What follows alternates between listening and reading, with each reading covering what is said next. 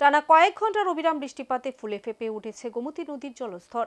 শুধু তাই নয়, নদীর পাড়ের বসতঘর রক্ষা করতে এবং নদীর পাড় ভাঙন রোধ করতে বাঁধ নির্মাণেও দেখা দেয় বিপত্তি।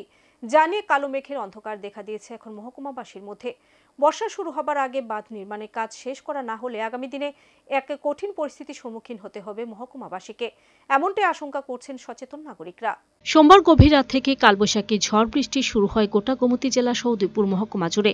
টানা প্রায় 3.5 ঘন্টা ধরে চলে ব্যাপক বৃষ্টিপাত। এর ফলে শহর সহ বিভিন্ন আশপাশ এলাকায় ব্যাপক জল জমতে শুরু করে।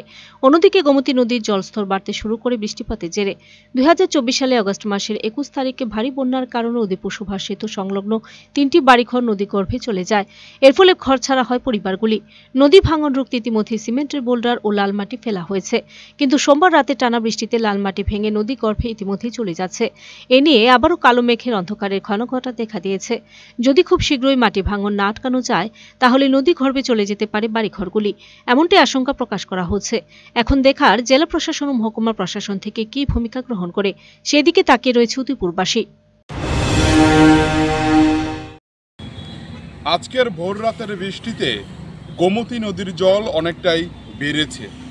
গত কিছুদিন আগেও কিন্তু গোমতী নদীর জল অনেকটাই কম ছিল, কিন্তু আজকে সকালবেলা এবং গতকাল রাত্রিবেলা থেকে যে লাগাতার প্রায় 3.5 ঘন্টার বৃষ্টি হয়েছে গোটা উদয়পুরে এবং গোটা গোমতী জেলা জুড়ে, সেই পাহাড়ের জল থেকে শুরু করে সমতলের জল যখন নামতে শুরু করেছে গোমতী নদীতে, সেই গোমতী নদীর জলস্তর কিন্তু ধীরে ধীরে বাড়তে শুরু করেছে।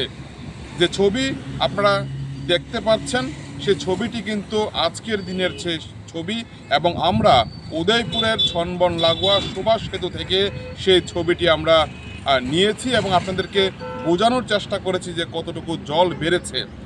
এবং একই সাথে আপনাদেরকে আমরা জানিয়ে রাখি, গত বছর 2024 সালের আগস্ট মাসের 21 তারিখ যে ভয়াবহ বন্যা হয়েছিল, সে সুভাষ সেতু সংলগ্ন যে 3টি বাড়িঘর যে নদী গর্ভে চলে গিয়েছিল, তার পাশে কিন্তু বর্তমানে চলছে নতুনভাবে নদীকে সে ভাঙ্গনের হাত থেকে রক্ষা করার জন্য বোল্ডার দিয়ে সেখানে আটকানোর জন্য চেষ্টা করা হচ্ছে। কিন্তু আমরা দেখতে পেয়েছি লাল মাটি কিন্তু লাগাতার বৃষ্টির জেরে সেখানে ধসে গিয়েছে এবং গোমতীর গর্ভে কিন্তু পুনরায় চলে যাচ্ছে সেই এলাকাটি।